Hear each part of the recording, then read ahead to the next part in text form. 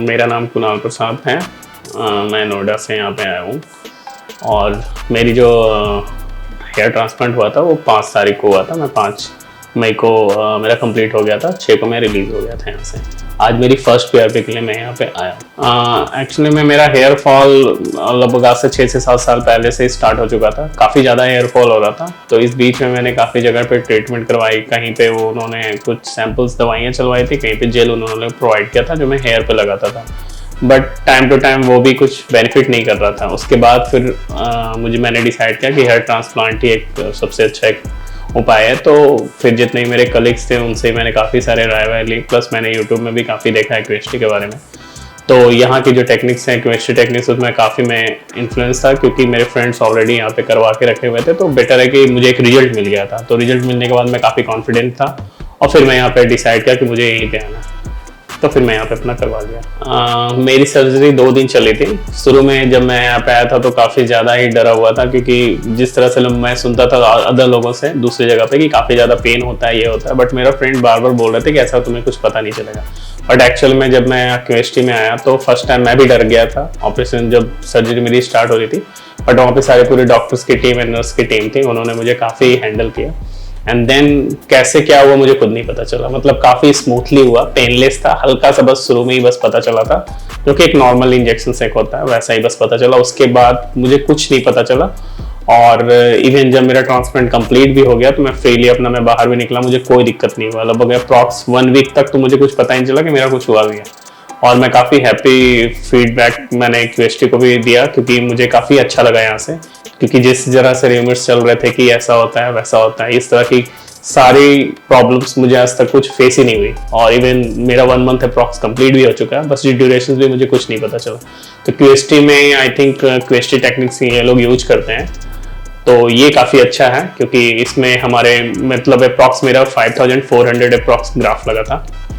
और जितने भी फर्स्ट डे तो मेरा स्लिटिंग हुआ था, उसमें भी कुछ पता नहीं चला था। और इन लोगों ने अप्रॉक्स मेरे सारे कवर ही कर लिए थे मेरे हेड को, और जितनी मेरे बाल जहाँ पे मेरे बाल्डनेस काफ़ी ज़्यादा थी, वो सारी चीज़ मेरी पूरी तरह से कंप्लीट हो गई थी। अभी ऐसा नहीं कि मुझे और भी ग्राफ्ट्स की इसमें नीड पड़ेगी। तो डॉक्टर्स को यदि बीच में लगा भी था कि इसमें और ग्राफ्ट डालना चाहिए था, तो इन ड्यूरेशंस मेरा जिस दिन मेरी लास्ट सर्जरी थी 5 तारीख को, तो उस बीच में भी मुझे एक्स्ट्रा ग्राफ्ट्स की नीड पड़ी थी। तो डॉक्टर ने रिकमेंड करके उन्होंने ग्राफ्ट इंजेक्ट कर दिया था, ताकि काफ़ी अच्छा लगे लोग। हाँ, एक्चुअली में मेरा जो ग्राफ्ट था वो इस पोर्शन से निकाला गया था, एंड देन कुछ बैक से एंड कुछ लेफ्ट साइड से मेरे कुछ निकाले गए थे। तो जो मेरा पीछे पट्टी लगा था वो अप्रॉक्स 24 आवर के बाद हटा दिया गया था। इसके बाद मुझे ऑइंटमेंट मिला था, वो ऑइंटमेंट मैं नॉर्मली अप्लाई करता था। शुरू के 1 to 2 डेज हल्का सा बस वो लगता था कि हल्का पेन है, जो कि पता नहीं चलता था, क्योंकि बस सोने में जब मैं सोता था तो मुझे थोड़ा सा टच होता था तो लगता था पता। उसके बाद आफ्टर 2 डेज के बाद वो पता ही नहीं चला क्या है क्या नहीं। बस मुझे जो नॉर्मल ऑइंटमेंट मिला हुआ था वो मैं डेली ऑइंटमेंट को सुबह और एक शाम में अपना अप्लाई करता था, और फिर अपना डेली में अपना ऑफिस का जो भी वर्क होता मैं अपना पूरा काम अपने स्टार्ट कर चुका था। बस मैंने 1 डे का लीव लिया था ऑफिस से, और उसके अलावा फिर मैं अगले दिन से अपना सारा काम स्टार्ट कर लिया था प्रॉपर वे से। जब मैं यहाँ पे 6 तारीख को रिलीज हुआ था, तो नेक्स्ट डे से ही QST की जो कस्टमर सपोर्ट टीम है वो मुझसे लगातार कांटेक्ट करते रहते थे। एक मॉर्निंग में कॉल आता था और एक इवनिंग में। यदि मैं मॉर्निंग को ऑफिस के ड्यूरेशंस में यदि मैं कॉल पिक नहीं कर पाया तो फिर से वो कॉल मुझे करते थे इवनिंग में, लेकिन वो फीडबैक जरूर लेते थे। तो उसमें वो मेरे हेड के पिक्चर्स को मांगते थे, और फिर मुझे भी जो कुछ क्वेरीज होती थी कि फोन को कितनी देर तक रखना है, कैसे क्लीन करना है, तो वो मुझे सारा गाइड करते थे। तो इस बीच में मेरा 5 to 6 डेज लगा था, जितने भी क्लॉट्स हैं वो सारे मेरे क्लीन हो गए थे। उसके बाद 7 डेज के बाद उन्होंने बोल दिया था कि आपको कोकोनट ऑयल है वो कैसे अप्लाई करना है, कैसे नहीं लगाना है, कितना लगाना है, कब आपको हेड वॉश करना है। ये मुझे प्रॉपर 15 दिन तक प्रॉपर गाइडेंस मिला था। वो डेली टू डेली मेरे से फोटो मांगते थे, तो मैं फोटो प्रोवाइड कर देता था, वो मुझे गाइड कर देते कि एवरीथिंग इज नॉर्मल। उसके बाद जब मेरा 30 डेज कंप्लीट हुआ तो उन्होंने मुझे मेडिसिन स्टार्ट करने के लिए कहा और PRP के लिए कहा कि आप अपना स्लॉट्स बुक करो और अपने PRP के लिए आ जाओ। एक्चुअली में जब मैं 6 तारीख को यहाँ से रिलीज हो गया था, तो नॉर्मल जैसे हेड वॉश होता है वैसे मैं कर रहा था प्रॉपर। तो आफ्टर 2 वीक के बाद से हल्का हल्का सा शेडिंग स्टार्ट हुआ था मेरा। वो शेडिंग कंटिन्यू रहा, और लगभग 15 दिन 20 दिन के बाद से ज़्यादा शेडिंग्स होना स्टार्ट हुआ। तो फिर मैं थोड़ा घबरा गया था कि ये क्या हो रहा है। फिर मैंने डॉक्टर से कंसल्ट किया इमरजेंसी नंबर पे, तो उन्होंने बोला कि शेडिंग इज गुड, वो आपका न्यू ग्रोथ के लिए आपका हो रहा है, तो आप परेशान मत हो। तो फिर उसके बाद मुझे फिर कोई प्रॉब्लम नहीं हुई। जब डॉक्टर ने कंफर्म कर दिया कि नो एवरीथिंग इज क्लियर, तो फिर मैं माइंड सेट कर लिया था कि चलो अब शेडिंग स्टार्ट हो गई है। तो उन्होंने बोला कि कोई दिक्कत नहीं है, शेडिंग इज नॉर्मल, आप अपना परेशान मत आप हो, आप नॉर्मल आप रहो। तो फिर मैं इन चीज़ों, क्योंकि शुरू में माइंड में वही जा रहा था भाई इतने बाल मैंने लगाए, इतने बाल, क्योंकि शुरू में जितने भी मेरे बाल लगे थे वो अच्छे से ग्रो कर रहे थे, ग्रो लग रहा था मुझे काफी अच्छा, एक अच्छा खुशी लग रहा था। और अभी तक में, और फिर वो अचानक से सारे बाल गिरने लगे तो मैं थोड़ा परेशान हो गया था, लेकिन वो सब कुछ एक नॉर्मल था, क्योंकि डॉक्टर के बारे में तो मुझे नहीं पता कि डॉक्टर के लाइन में क्या चीजें होती, बट उन्होंने कहा एवरीथिंग इज नॉर्मल।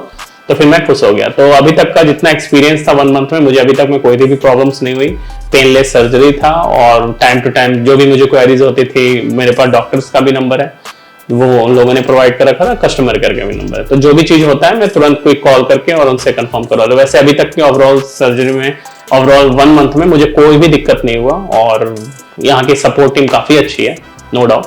और तो मुझे प्रॉब्लम नहीं हुआ। तो मैं ऐसा आपको क्या बताऊं कि मतलब ओवरऑल इज गुड, सब कुछ सही है। प्राइस की भी मैं बात करूं तो सब लोग काफी, जैसे मैं दिल्ली से बिलोंग करता हूं, तो वहाँ पे भी मैंने काफी जगह सर्च किया है, तो अफोर्डेबल नहीं था प्राइस वहाँ पे, काफी ज्यादा वो। और फिर बाद में भी वो, शुरू में भी वो कम लेते थे पैसे, तो बाद में किसी और चीज में एड ऑन करके पैसे बढ़ा देते थे। बट QST में ऐसा नहीं, जितने मेरे ग्राफ्ट लगे उसके अकॉर्डिंग मैंने चार्ज किया, उसके अलावा कोई भी एड ऑन्स नहीं थे, ना ही कोई हिडन चार्जेस थे। और मेरा तो सजेशन ये है कि जिनकी हेयर फॉल, जैसे मैं काफी लेट किया था स्टार्ट करने में, क्योंकि मुझे कुछ सजेशंस नहीं मिल रहे थे, और फिर मैं भी बाद में अपने फ्रेंड से कंसल्ट किया था इस चीजों के बारे में, क्योंकि मैं भी ज्यादा कंफ्यूज था दिल्ली NCR में कि ये चीजें अच्छी होती है, वो चीजें अच्छी होती है, यहाँ से कराओ वहां से कराओ, तो बहुत सारे मुझे क्वेरीज मिल रहे थे। बट जैसे मुझे फ्रेंड से कंसल्ट मिला, तो मैं एकदम पूरा माइंड मेकअप कर लिया था, और QST यहाँ पे आया। यहाँ पे मुझे प्राइस काफी अफोर्डेबल लगा, कोई भी हिडन चार्जेस नहीं थे।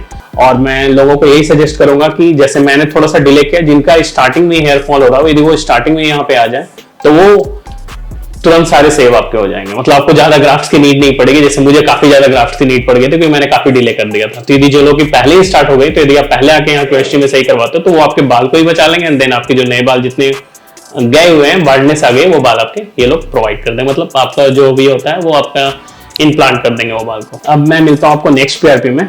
Thank you QST।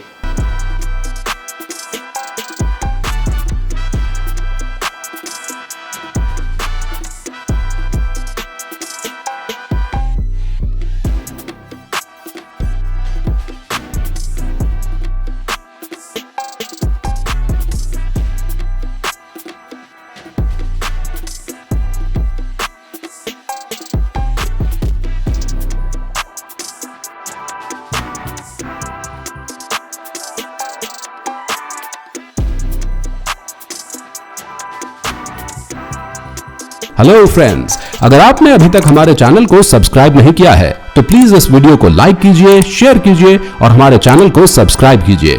और ध्यान रहे बेल आइकन दबाना ना भूलें, जिससे हमारे हर वीडियो का अपडेट आपको समय समय पर मिलता रहेगा।